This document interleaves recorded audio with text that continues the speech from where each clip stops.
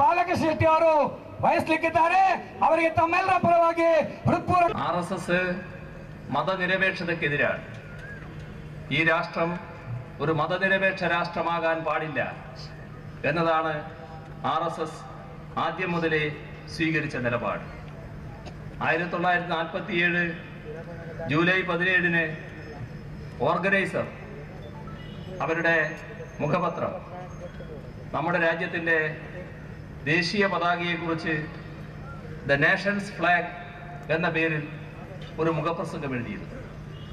ആ ദേശീയ പതാകയുടെ രൂപം നിശ്ചയിച്ചത് വിപുലമായ ചർച്ചയിലൂടെയാണ്. എന്നാൽ അതിനെ പൂർണ്ണമായും എതിർക്കുന്ന നിലപാടായിരുന്നു RSS സ്വീകരിച്ചത്.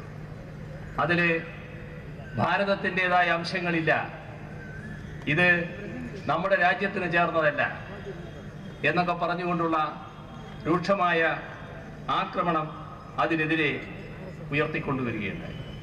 നമ്മുടെ രാജ്യത്തിൻ്റെ പേർ ഇന്ത്യ എന്ന പേർ സ്വീകരിച്ചതിനെയും അന്ന് RSS എതിർക്കുകയുണ്ടായി.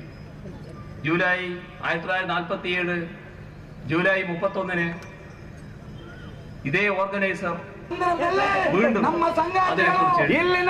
അതില് ഇന്ത്യ എന്ന പേരല്ല, ഹിന്ദുസ്ഥാൻ എന്ന പേരാണ് രാജ്യത്തിന് വേണ്ടത് എന്നവരാവശ്യപ്പെട്ടു. ഇതെല്ലാം അവർ തുറന്നു വന്ന ഒരു നയത്തിന്റെ ഭാഗമായിട്ടാണ്. ഒരു മതാധിഷ്ഠിത രാഷ്ട്രമാണ് ഇന്ത്യ എന്ന സങ്കല്പമാണ് അവരാദ്യം മുതലേ വെച്ചു പുലർത്തിയത്. മതനിരപേക്ഷ രാഷ്ട്രം എന്നതിനോട് അവർക്ക് യോജിപ്പില്ല. അതാണ് നമ്മുടെ രാജ്യത്തിൻ്റെ പാർലമെന്റിനകത്ത് ഇന്ത്യയുടെ പ്രമുഖമായ നമ്മുടെ രാഷ്ട്രത്തിൻ്റെ ഭരണാധികാരികളിൽ ഒരാൾ പാർലമെന്റിൽ സംസാരിക്കുമ്പോൾ രാജ്യത്തിൻ്റെ ആഭ്യന്തരമന്ത്രി തന്നെ സംസാരിക്കുമ്പോൾ പറഞ്ഞു, മതനിരപേക്ഷ രാഷ്ട്രം എന്ന് ഭരണഘടനയിൽ വിശേഷിപ്പിച്ചതാണ് എല്ലാ കുഴപ്പത്തിനും കാരണമെന്ന്. ഇതാണ് RSS എന്ന് നാം കാണുന്നു. ഒട്ടേറെ പേരെ ഷാരൂഖ് ഖാനെ പോലുള്ള, അമീർ ഖാനെ പോലുള്ള പ്രസിദ്ധരായ നടരെ പാകിസ്ഥാനിലേക്ക് അയക്കാനാണ് താല്പര്യം RSS. കേരളത്തിലെ ജ്ഞാനപീഠ ജേതാവും പത്മഭൂഷണുമൊക്കെയായ MT വാസുദേവൻ നായർ, അദ്ദേഹം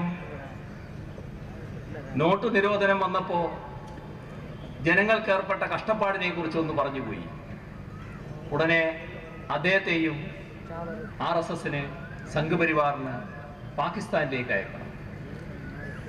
അവിടെ വലിയൊരു സിനിമാ സംവിധായകൻ കമലുണ്ട്. കമലിനെ RSSന് പാകിസ്ഥാനിലേക്ക് അയക്കണം. നന്ദിതാദാസിനെയും പാകിസ്ഥാനിലേക്ക് അയക്കണം. എന്താണിത്?